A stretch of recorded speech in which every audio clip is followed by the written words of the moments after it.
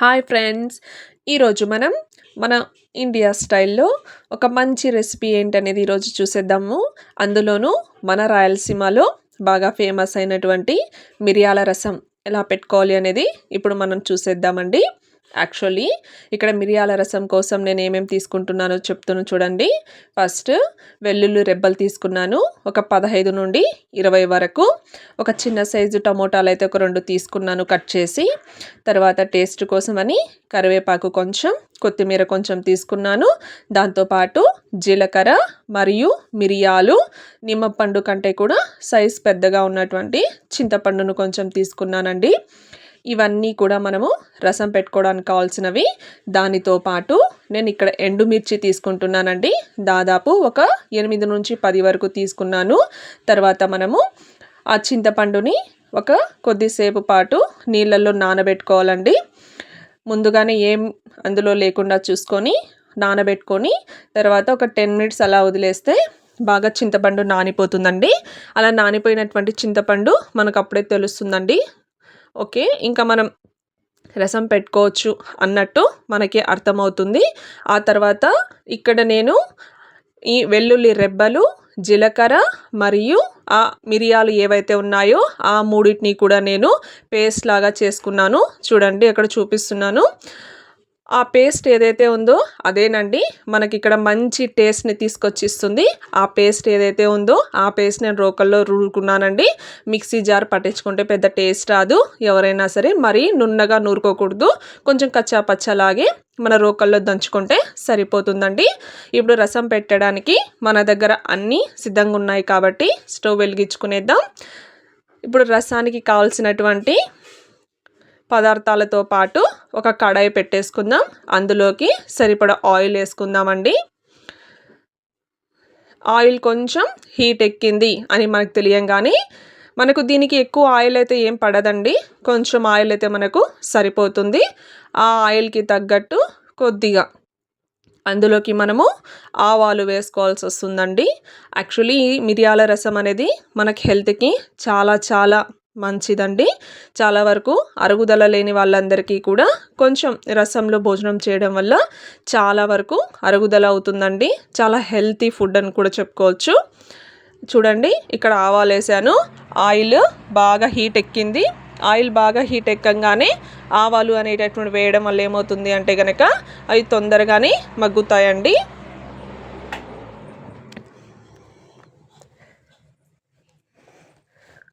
ఆవాలు మగ్గిపోయాయని తెలిసిన తర్వాత మనము తుంచిపెట్టుకున్నటువంటి ఏవైతే ఎండుమిర్చి ఉన్నాయో అవి వేసేసుకోవాలి.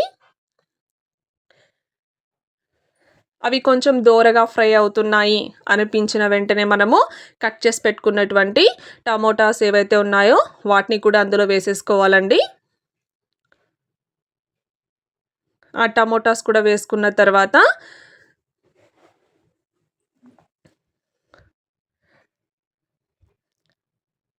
మెల్లగా మనము గరిట తీసుకొని ఒకసారి అటు ఇటు కదిపితే సరిపోతుందండి.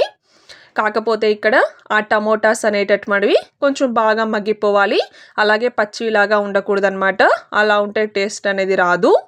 చూడండి ఇక్కడ నేను కొంచెం డీప్ ఫ్రై అనేది టమోటాలని డీప్ ఫ్రై చేసేసుకుంటున్నాను. ఎక్కువ టైం అయితే పట్టదండి, జస్ట్ 1 మినిట్ నుంచి 2 మినిట్స్ లోపలే మనకు అయిపోతుంది. టమోటాలు అనేవి సన్నగా తరుక్కున్నాం కాబట్టి తొందరగానే మగ్గిపోతాయి. టమోటాలు మగ్గిన తర్వాతే నెక్స్ట్ ఏదైనా ప్రాసెస్ కంటిన్యూ చేయాలండి. లేదంటే ఆ టమోటాలు అనేవి మగ్గకుండా మనకు కచ్చాపచ్చలాగే ఉంటాయి. మనకు తినడానికి కూడా పెద్దగా టేస్ట్ అనేది ఉండదన్నమాట.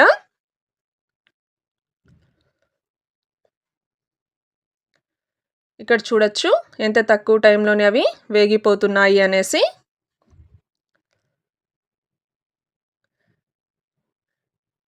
యాక్చువల్లీ ఇది 90s కిడ్స్కి అయితే బాగా తెలుసండి. ఇప్పటి జనరేషన్ కంటే కూడా అప్పట్లో అమ్మమ్మ వాళ్ళైతేనా చాలా బాగా చేసి పెట్టేటటువంటి వాళ్ళు ఫుడ్స్ ఇలాంటివన్నీ ఓల్డ్ ఫుడ్స్ అని కూడా చెప్పుకోవచ్చు. ఇప్పుడు మళ్ళీ ట్రెండ్ స్టార్ట్ అయింది. చూడండి చాలా ఫాస్ట్గానే టమోటాస్ అనేటివి మగ్గిపోతున్నాయి. ఆ తర్వాత మనం పేస్ట్ చేసి పెట్టుకున్నటువంటి జీలకర్ర మరియు వెల్లుల్లి రెబ్బలు, అవి ఉన్నాయి కదా, అవన్నీ ఆ పేస్ట్ని కూడా అందులో వేసుకోవాలండి. టమోటాస్ మగ్గిపోయాక వేసిన తర్వాత ఆ పేస్ట్ కంపల్సరీగా మనము గరిటెతో తిప్పుకోవాలండి. లేదంటే కనుక ఏమవుతుందంటే ఆ పేస్ట్ మనకు మొత్తం కూడా అంటుకుపోతుంది పెనానికి. కానీ ఇక్కడ ఇదంతా ప్రాసెస్ అండి నేను హై ఫ్లేమ్లో చేయట్లేదు, మీడియం ఫ్లేమ్లో మాత్రమే పెట్టుకున్నాను స్టవ్. ఇక్కడ మరి హై ఫ్లేమ్లో ఉంటే కనుక మాడిపోయే అవకాశం ఉంది. మీడియం ఫ్లేమ్లో పెట్టుకొని ఆ తర్వాత నేను ఇక్కడ కొత్తిమీర, కరివేపాకు కూడా వేసేసుకున్నానండి.